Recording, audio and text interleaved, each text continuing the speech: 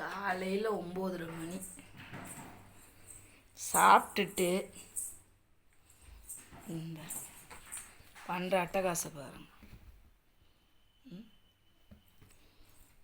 எடுத்து எல்லாத்தையும் ஏற கட்டினாங்க. எல்லாத்தையும் எடுத்து பாரு. யாரும் வெளியே போகல. சாப்பிட்டுட்டு எல்லாம் இந்த ஆளாளுக்கு ஒரு பக்கம் அட்டகாசம். இந்த இந்த இங்கே இந்த அம்மா உறங்குறாங்க. இந்த அங்கே வெளியே 3 பேர் இருக்காங்க. அவங்க 3 பேர் தான். ஏன்னா ஒருத்தி உள்ளேயே வர மாட்டா, இவளுங்க அடிப்பான்ட்டு.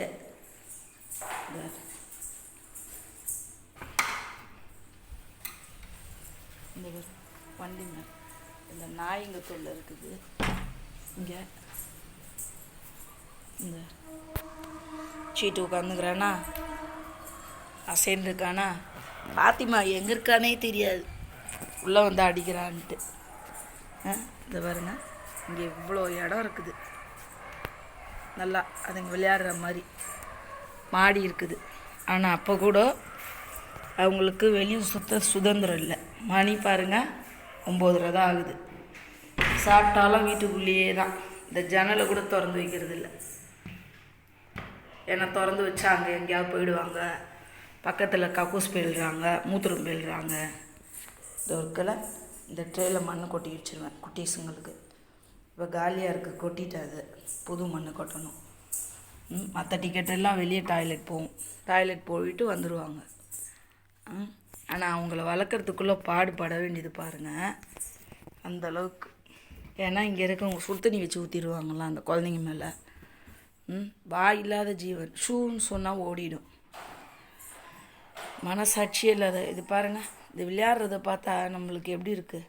இதை வந்து குப்பையில் கொட்டிட்டு போனாலுங்க குழந்தைங்கள. என்ன பண்ணுறது, ஆண்டவன்ட்டு தான் ப்ரேயர் பண்ணும். என் பிள்ளைங்க சுதந்திரமாக சுற்றுறது மாதிரி இடம். அதுக்காகவே இங்கே ரொம்ப தூரத்துலேருந்து இவ்வளோ தூரத்துக்கு வந்து இருந்துக்கும். இவங்க கொஞ்சம் வெளியே போவாங்க கொள்வாங்க. இந்த இவங்கெல்லாம் 2 வருஷம் வீட்டுக்குள்ளேயே வளர்ந்த பிள்ளைங்க. தேவெல்லாம் ரஹானாலாம் ஜாஸு ரஹானாலாம். சிம்பா ஒருத்தன் தான் வெளியே சுற்றிட்டு வீட்டுக்கு வரான். ஆனால் ரொம்ப மோசமான ஆட்கள் இருக்கிறாங்க. வாயில்லாத ஜீவன் மேலே இறக்கமே இல்லாத ஆளுங்க தான் இருக்காங்க. ஆண்டவன் தான் மாற்றணும். சுடு தண்ணி வச்சு ஊற்றுவேன்னா எப்படி இருக்கும்.